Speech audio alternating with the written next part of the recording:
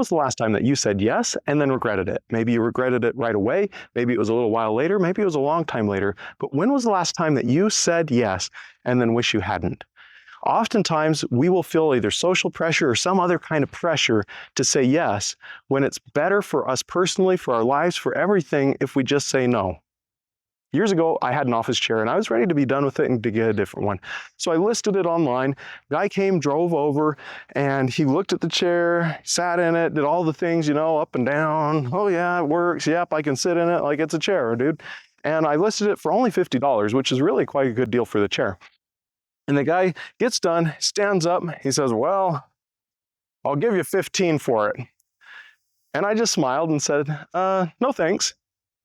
And as soon as I said no thanks, he went from being kind of friendly, he wasn't terribly friendly, but he went from kind of friendly just to downright ornery and mean. And he started criticizing and saying nasty things. I was like, okay, thanks, have a nice day, goodbye. And I took my chair, walked back inside the house, and kind of ushered him away. And it was interesting because his tactic was, one, to way lowball on an already good deal. And then when I declined his offer, he immediately went to trying to pressure me to feeling guilty and feeling bad into saying yes. So oftentimes we all will say yes when we should say no. And it happens regardless of what area of life we're in. So thinking back to that moment that I said when you said yes and you should have said no, what was it that made you say yes? Were you afraid if you said no, you'd hurt someone? Were you afraid that people might not like you?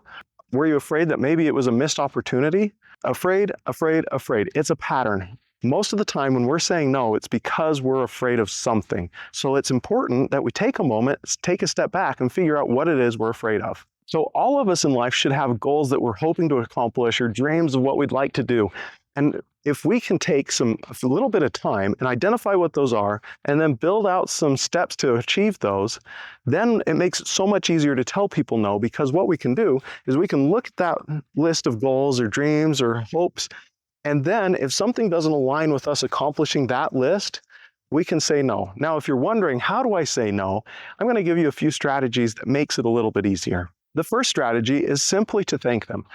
If somebody invites you to do something or gives you an idea, you say, oh my goodness, thank you so much. I really appreciate you and you taking the time to share that with me and to think of me. That means a lot to me. I really appreciate that, and I appreciate our relationship and our friendship.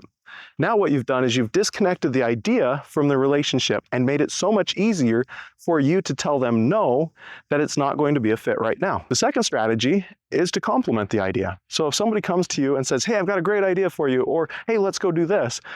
If it's not time sensitive and you're interested in it, tell them that. Say, hey, I would love to do that. I'm pretty busy right now. I'm booked up on a few things. It doesn't mean I'm trying to get out of this. I just don't have the time now. If you're not interested in doing that at any time, tell them that too. Say, that's a really cool idea. I really like it. That was cool that you thought of it. Now, it's probably not a good fit for me, but I'm sure it's going to be an awesome activity, and I'm encouraging you to keep chasing it. Or maybe so-and-so would be interested in it. Third one is not always appropriate, and you have to use some logic to figure out if and when you should say this. So the third one is sharing some of your vision with them and say, wow, thank you for sharing that idea. Love to do it. Unfortunately, what I'm trying to accomplish right now is this list over here. And I'm trying so hard to stay focused. And I know I have this shiny object syndrome where I just go chasing every squirrel that I see. And so I'm trying really hard to not do that. I want to be a part of that activity, but it's not going to fit right now. Thank you so much. This is what I'm trying to accomplish. If they can be respectful of what you're trying to accomplish, you have a true friend and you should stay close to them. If they can't be respectful of what you're trying to accomplish in your life right now, it's okay to take and put a little more distance between you and them, because they're not really interested in you as much as they're interested in themselves. Hopefully these ideas will help you to be able to say no to people when it's not a good fit for you in the future.